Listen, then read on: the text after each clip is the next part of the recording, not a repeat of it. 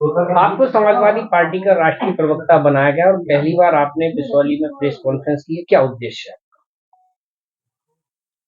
उद्देश्य ये है कि एक तो आप सभी पत्रकार साथियों को स्वागत करने का मौका मिला इस उपलक्ष्य में।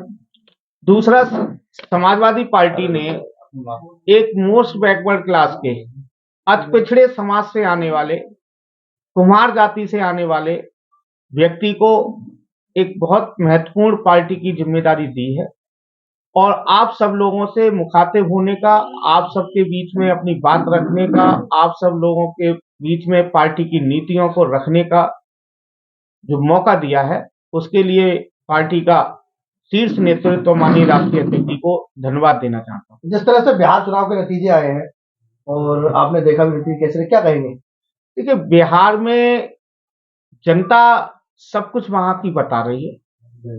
किस तरीके से तेजस्वी यादव और अखिलेश यादव जी, मुकेश सहनी जी और राहुल गांधी जी की रैलियों में भीड़ आ रही थी। क्या वो किराए पर बुलाई गई भीड़ तो नहीं थी?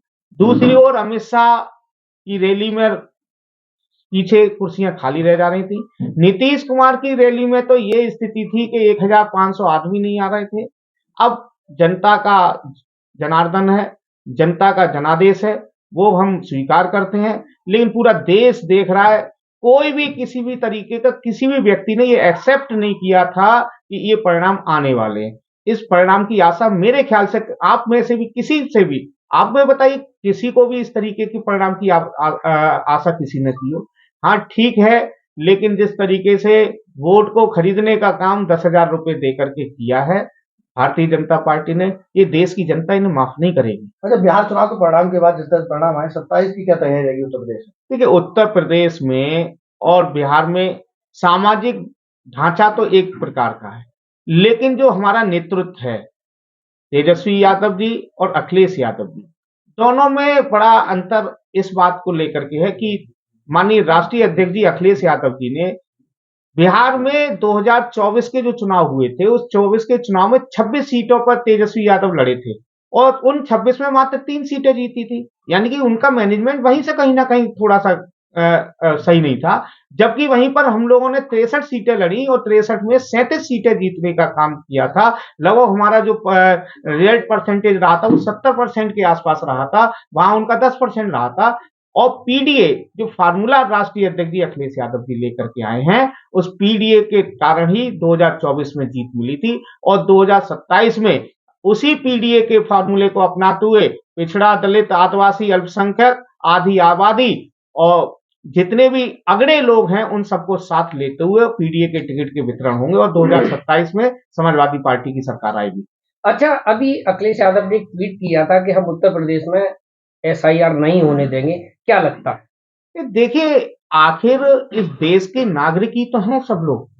जब बिहार में एसआईआर हुई तो आप सब पत्रकार साथी, आपको सारी रिपोर्ट होंगी, मात्र 379 विदेशी लोग पाए गए। तो ये एसआईआर किस लिए कराई जा रही है? एसआईआर विशेष रूप से इस बात के लिए कराई जा रही है कि विदेशी नागरिक ना आए, रेंगड़िया ना आए, बांग्लादेशी ना आए, पाकिस्तानी नहीं आए। 379 निकले, उन 379 में मात्र 80 मुस्लिम थे, बाकी सारे हिंदू थे। अच्छा, अब आपने एसआईआर कराई, बढ़िया बात है। आखिर एसआईआर के बाद भी 5 लाख डुप्लीकेट वोट किसका रह गया? वो डुप्लीकेट वोट था किसका? क्यों नहीं डिलीट किए गए? एसआईआर देश के नागरिकों के लिए छलावा है और कुछ नहीं है। जिस प्रकार से नोटबंदी एक छलावा था, उसी प्रकार से एसआईआर करके ये देश के नागरिकों को मतों से रोकना चाहते हैं। 80 लाख लोगों के वोट नहीं बने थे। 80 लाख, वो 80 लाख कौन थे? वो 80 लाख लोग इस देश के नागरिक थे, मूल निवासी थे, इस देश के पीडीए के हिस्सा थे और उसी 80 लाख का प्रभाव जो है वहां देखने। देखिए, 243 सीटें हैं, 80 लाख वोट उन्होंने काटे, यानी कि 37,000 प्रति एक विधानसभा पर लगभग 37,000 वोट उन्होंने काट दिया। और जीत का मार्जिन क्या रहा है? 500 सीटों 10 सीटें तो 500 से नीचे पर हारे हैं, 25 सीटें जो है 1000 से नीचे पर हारे हैं, तो 37,000 वोट आप काट दे रहे हो, क्या होगा? इसीलिए एसआईआर हम नहीं होने देंगे। उन्होंने सोशल मीडिया पे लिख दिया एसआईआर नहीं होने देंगे, लेकिन एसआईआर चल रहा है, किस तरह रोकेंगे? क्या कोई नहीं, योजना बनाई? देखिए निश्चित रूप से राष्ट्रीय अध्यक्ष जी ने जब स्टेटमेंट दिया है तो उसके पीछे कोई ना कोई कारण होगा और उस पर वो कार्य करेंगे और मुझे लगता है कोर्ट का इसमें सहायता दिया है। दूसरा एक बात कहना चाहता हूं कि ईवीएम जो जनक रहा वो जापान रहा और जापान ने ईवीएम को आज खत्म कर दिया। पूरे देश के अंदर पूरे विश्व में कोई भी देश ईवीएम से चुनाव नहीं करा रहा, अकेला भारत ही क्यों करा रहा है? जो देश ने ईवीएम की खोज की वो ईवीएम की खोज नहीं ईवीएम से चुनाव नहीं करा रहा है। आप ही क्यों ईवीएम पर चुनाव अड़े हैं?